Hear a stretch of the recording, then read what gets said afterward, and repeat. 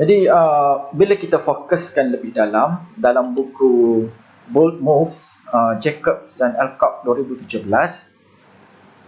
mencadangkan bahawa perkembangan teknologi boleh diklasifikasikan kepada tiga. Disebut sebagai tiga kluster pedagogi. Dalam buku inilah, dalam buku Bold Moves 2017. Bila kita melihat kembali dalam buku ini, mereka mencadangkan ada tiga kluster pedagogi. Cuba kita lihat bersama, kita renungkan bersama di mana letaknya sekolah kita. Adakah antiquated pedagogi, pedagogi antik? Adakah pedagogi klasik ataupun classical pedagogi, ataupun pedagogi contemporary pedagogi? Saya bacakan dalam bahasa Inggeris sebab selepas ini akan dibahasakan. Antiquated pedagogi, learner as receptacle, learner as placeholder, learner as robot, learner as obedient receiver, learner as follower, learner as non-entity. Seolah-olahnya dalam antik pedagogi ini, kalau kita perasan bagaimana sekolah kita zaman dulu-dulu. Murid itu hanya sebagai robot yang menerima sahaja. Classical pedagogi, adakah begitu di sekolah kita?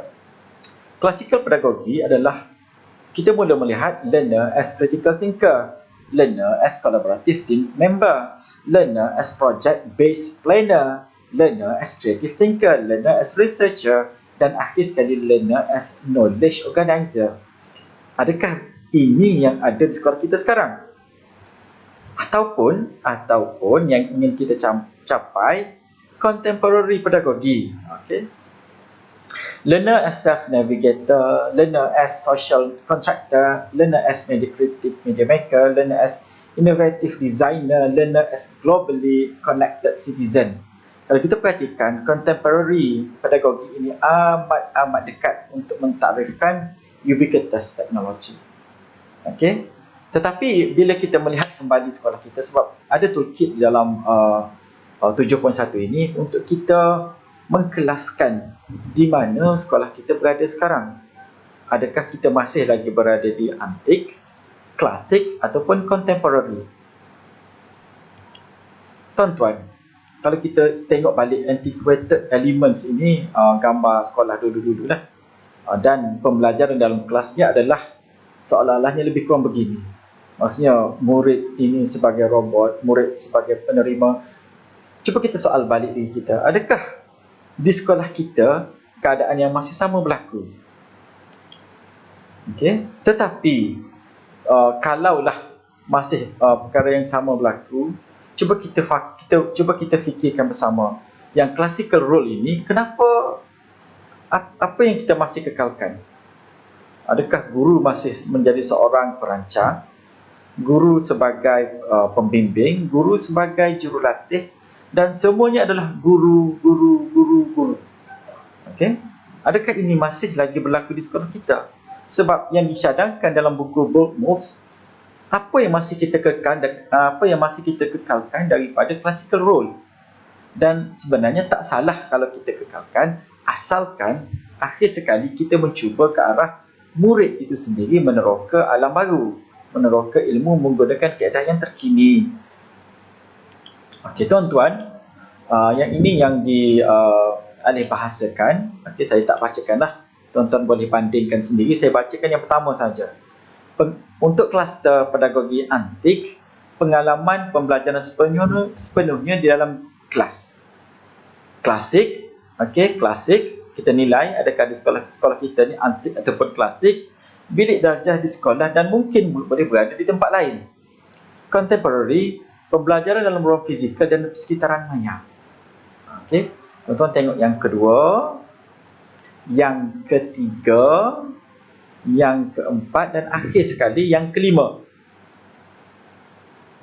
Rigid, kalau yang antik, kluster antik, rigid, kurikulum telah ditetapkan.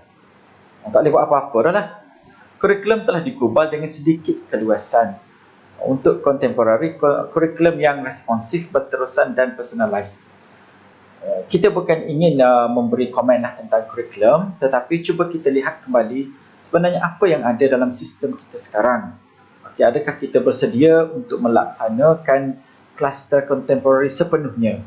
Dan sebagaimana yang disebutkan tadi, tak salah kalau kita mengekalkan beberapa item daripada antik, daripada klasik.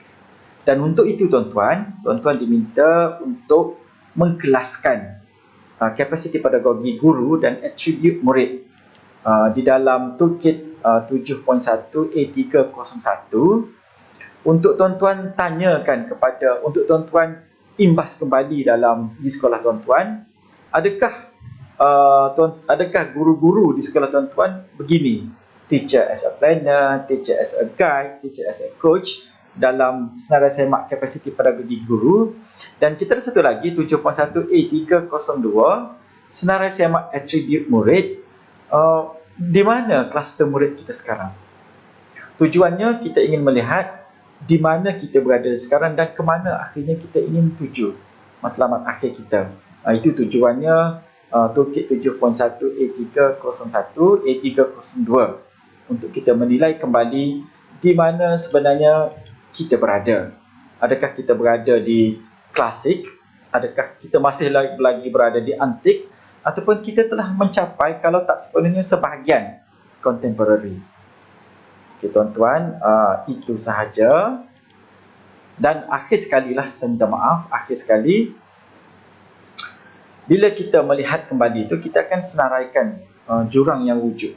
Okay, maksud kita telah melihat satu lompang yang ada di sekolah kita dan matlamat akhir yang kita ingin capai, iaitu kluster contemporary, insya-Allah. Dan pada masa yang sama, berdasarkan modul 1 hingga modul 6, kita cuba cadangkan langkah-langkah yang sesuai. Sebab kita telah laksanakan modul 1 hingga modul 6, kita cadangkan langkah-langkah inisiatif kita ataupun intervensi untuk merapatkan jurang yang tersebut yang ada, yang kita telah kenal pasti dalam atribut murid dan kapasiti pedagogi guru tadi. Itu sahaja untuk 7.1 tuan-tuan. Sekian, terima kasih. Assalamualaikum warahmatullahi taala wabarakatuh.